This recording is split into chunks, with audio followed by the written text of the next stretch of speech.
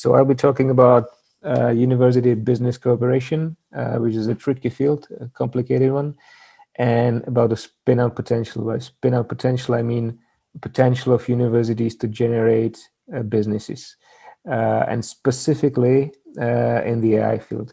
We as a Unico AI, we are not focusing solely on AI, but since we have it in our name and we try to use it, and we have some very good experts in AI, so we have several other AI projects and businesses as well. Hopefully the presentation, okay.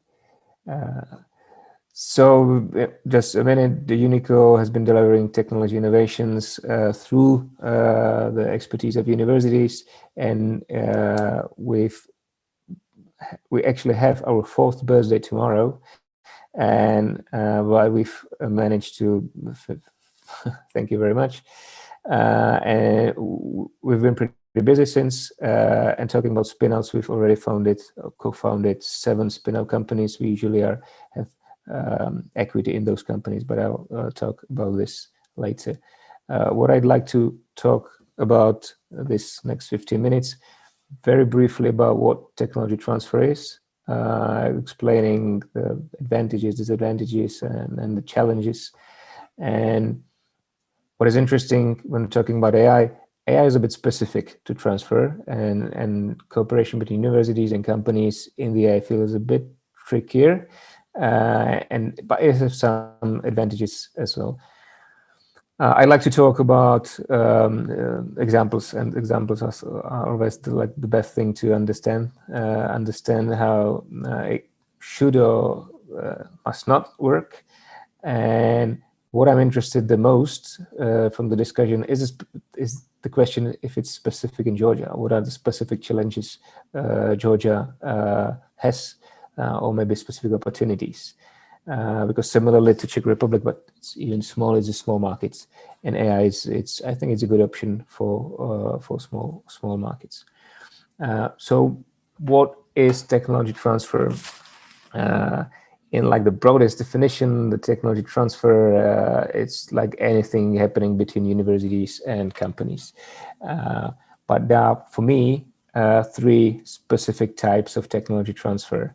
The first one is like transferring existing intellectual property from university to a business. A lot of people talk about this type, but actually in my experience in practice, it does not happen very often, because universities are not very much ready to fulfill the demands of the businesses. The universities are good in basic research and researching things, and they don't usually reflect the real needs of the industry or of the people in general. But it happens very often in biotech or pharmacy. You have a patent, you have a new drug, and you commercialize it like easily. By the way, it's the biggest Czech success in technology transfer is patent for retroviruses for HIV, and the Academy of Sciences, they earned, I think it'll soon be $1 billion, a lot of money. So it happens, but it's difficult, because of the mismatch between the university world and the business world. The more common, I think, is a contractual research, meaning business has a problem, ask some specific expert at the university to solve it, and he or she can solve it. Sometimes the solution is good, sometimes, very often, it's not very good. In this case, the biggest challenge is that universities are not ready for the pace of the business, and the businesses are not ready to spend a lot of time on research. They need products, not ideas. But I'll touch it later. An interesting thing, and my favorite thing, and I think it's underestimated a lot, is the spin-out potential, like not helping businesses to solve a problem, not transferring some specific IP, intellectual property to business, but start a new business. The tradition is different in different countries. In Scandinavia, it happens a lot. There's many startups, and as a spin-out, I understand as a company originating at the university, and it's a science, I call it science heavy company, like with some, science in it. From statistics, by the way, if it's a spin out with some scientific expertise, the fail rate of this company is like 7 or 8 times lower than if it's a startup without this, peer review from the university. So it's an interesting opportunity, but with a lot of challenges at the same time. The researchers, academicians are not ready to do business, and I'll explain when I'm talking about examples, and of course some other types like industrial PhDs and many others. As I mentioned, there are many challenges in technology transfer. First, the most difficult one, it's like two different words, and like I mean it almost literally. Like people in academia are talking completely different language than people in business. Completely different motivations, like earning money, having product on the market is completely different to find a new solution just from the motivation is like broaden the knowledge. The pace is very different. The academicians needs the time. Must not be pressed on the deadlines, etc., etc. So it's very complicated communications. Very often, 80% of our work is like facilitation and translating the academic language into business language and vice versa. Maybe question to ask you in the Q&A question, is it specific in Georgia? I'm not sure, but if you compare the situation in the United States, for example, the tradition of businesses cooperating with universities is much bigger than in continental Europe. There's a much bigger tradition for applied research and business-driven research, not so much in Europe. I'm not saying it's bad, but it's different, and the cooperation looks different. So I'd like to go back to this question in the end of the session. When talking about challenges at universities, that's what I need to show all the time. All the scientists, it's like technology validation. When I always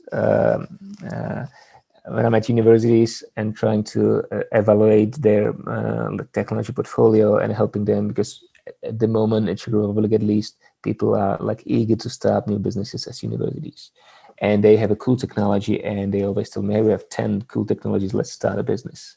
But they are not very good in the validation. First, the technology validation, but the important thing is like the business validation and the desirability of what they're doing.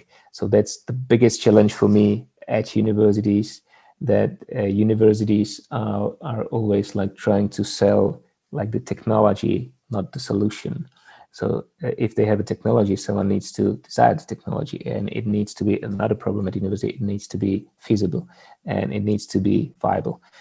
Right, so this is the biggest problem at university. There needs to be a lot of evangelization at universities and explaining how it should work, how it should not or must not work. And so for me, this is the design thinking and maybe entrepreneurial thinking at universities is a huge problem. However, at the same time, the businesses often don't understand or underestimate the importance of research and even the basic research and the innovation of the higher grades. And for this to introduce some breakthrough innovation, you need much more than some incremental innovations in your company. Technology transfer is complicated, but transferring some AI related technologies, I think, is even more complicated. There are several key differences when we're talking about AI.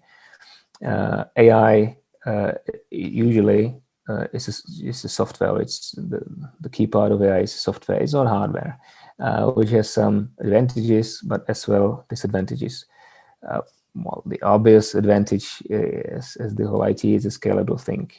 So even for small market like Georgia, it's easy to go global because it's scalable.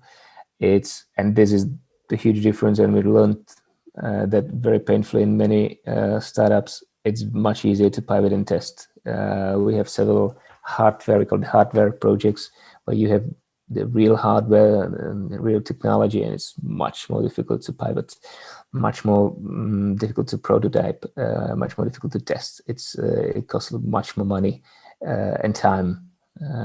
What takes usually a year prototyping some real hardware, it could take a week in case of software and AI. Well, the biggest disadvantage for me, and it's kind of interesting disadvantage, is the IP rights. It's very complicated. As a software, the IP rights, again, very big difference between US and Europe. In US, you can have a patent for a software. In Europe, you cannot, or it's a bit more complicated. You have to have the hardware involved. And in terms of university and business collaboration, it's very difficult to transfer the intellectual property because there's no clear line. There's no clear line what has been developed at the university and what has been developed in the company. Because the code usually changes overnight almost. So it's very difficult to distinguish what's the ownership of the university, what's the ownership of the expert, what's the ownership of the business. And I have many bad examples how it should not be done. Another disadvantage, and that's a thing I'd like to discuss with you in the end, the talent.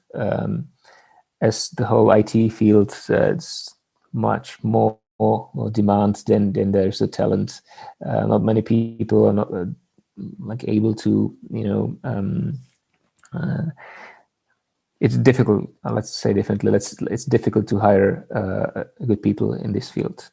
And third, for me, huge disadvantage is the competition. It's not always a competition per se. It's a lot of, I call it, I haven't heard actually, but it's AI washing. I call it AI washing because you probably know the term greenwashing.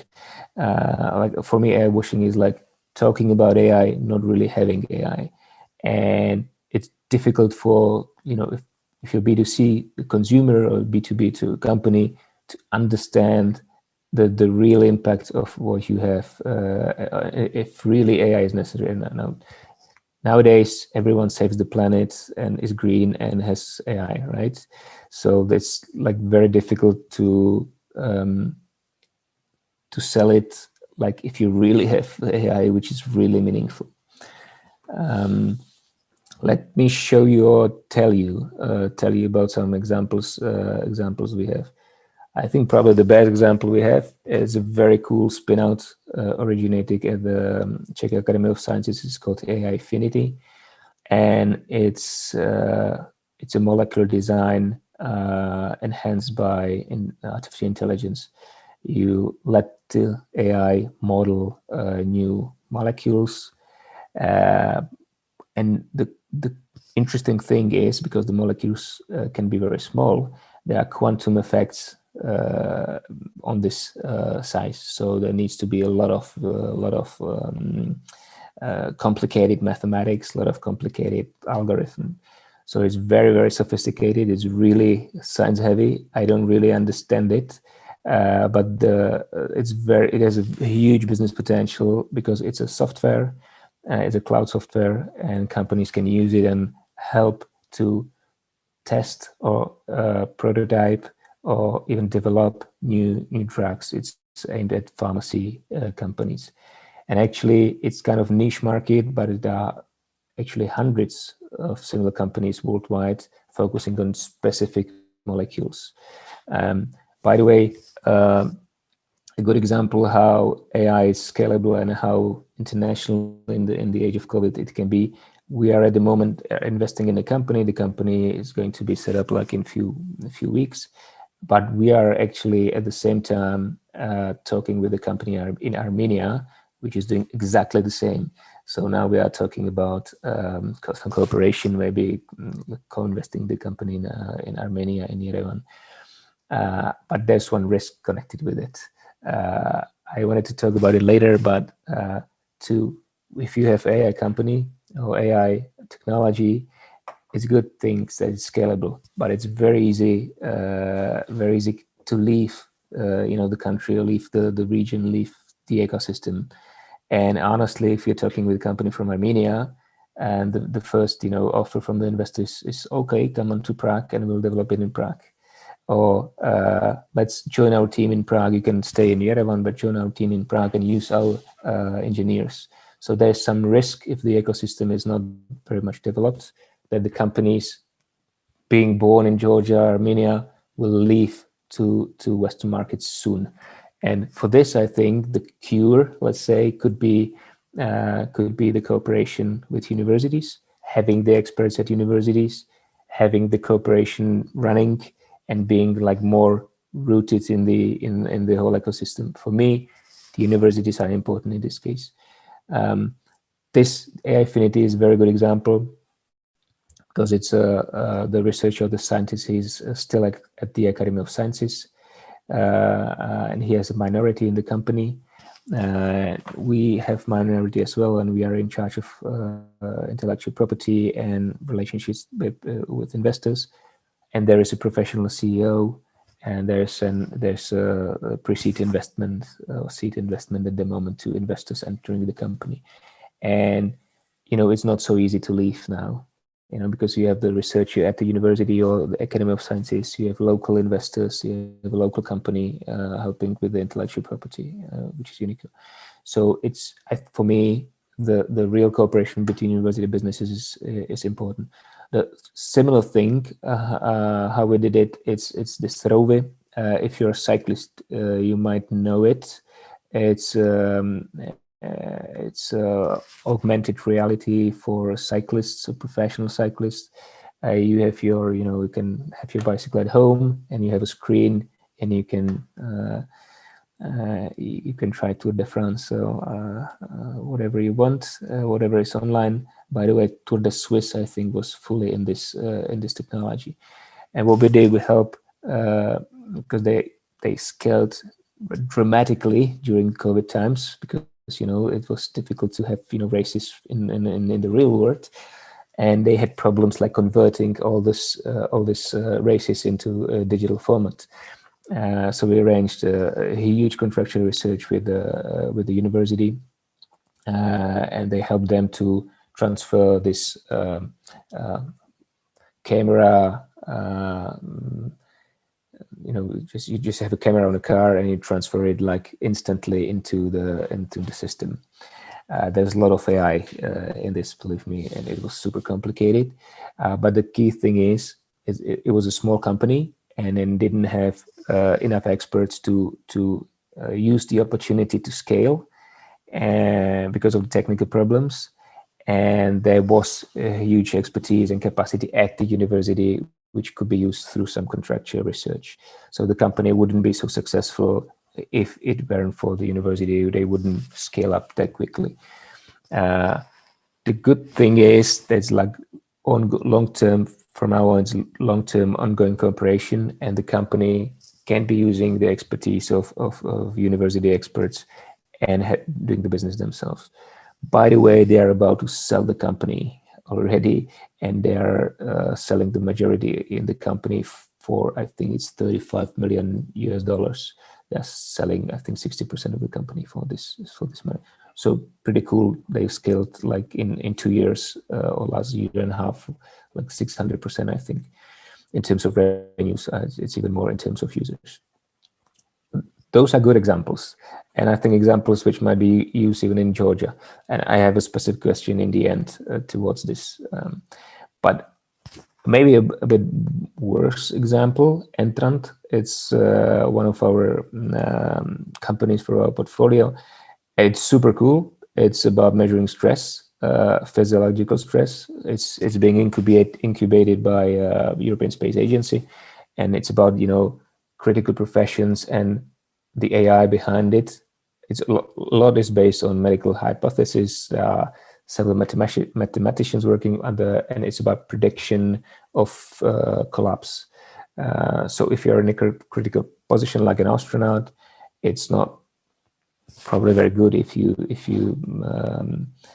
if you collapse, just during some difficult task, nobody can do because you are the only one who's in this space shuttle, for example. And so it's a very cool startup. There's excellent scientists behind it. It's very interesting.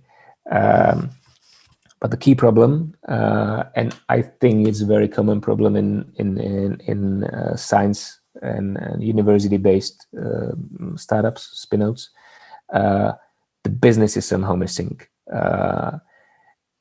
We've invested in the company because of the people, because of the technology, because it's kind of cool, but we still haven't figured very well the business case. So the business is missing. So it's a very nice example how the business is important, even if you have an excellent scientist, if you have an excellent idea, and actually we have money, we have the incubation money from European Space Agency, investors are interested, but the business is still missing. And it's one of the key problems in technology transfer and spinouts, that the business needs to go first, not the technology, which is probably the most common mistakes for spinouts, to focus on technology and not to focus on the business. Now the interesting thing about Georgia, what is specific in Georgia in terms of technology transfer and AI? As I mentioned, we've been doing several projects in Georgia, mostly with UNDP and with some local universities, and actually we've been helping Rustavi with some innovation programs. And what I see, at the same time, we've been working in Armenia as well, and Armenia is very interesting in terms of AI. Is Microsoft been investing a lot in AI? There are some interesting startups. There's actually a very nice startup in Series B in AI. It's about filtering the audio in called Crisp, if you know it. And it's very interesting. And we found we spent there like 3 days, and we found already a startup we would like to invest in. And for me, it's a very good direction for Georgia as a country as well, because I'm sorry, I have my PhD in regional development, so I always tend to see the regional and national development policy implications. And for me, there's a lack of AI talent at universities, and which I think is it's a problem, and I think it's something Georgia should focus on, because if I understand correctly, the AI talent is usually in businesses in Georgia. And I think it's difficult, it's obvious that it's difficult to set up in the AI, the relationship between university and businesses, if there's no real inherent talent at universities. And I'm not sure, but the universities I visited and the universities I've been working with, the tech transfer rules and the motivation for the scientists and the whole ecosystem has not been really set, or it's not really working. Sometimes for the global ambitions, the language might be a problem. By the way, we've been involved in some cooperation between Georgian companies and Czech universities in terms of machine translation, which is an interesting thing. And I think for countries like Georgia, Czech Republic, with complicated languages, an important thing. Because Google is not so good in these small languages, and it's connected also with the small market. But I'd very much like to hear your opinion about tech transfer and AI and universities in Georgia, because I haven't spent that much time in Georgia. And by the way, I'm coming in 3 weeks, so if you're interested, it'd be great to meet. I've got some 2 or 3 free days. If I successfully return from Kazbek, which I'd like to try. And that's, I think, all from me, and I'm very much looking for the discussion.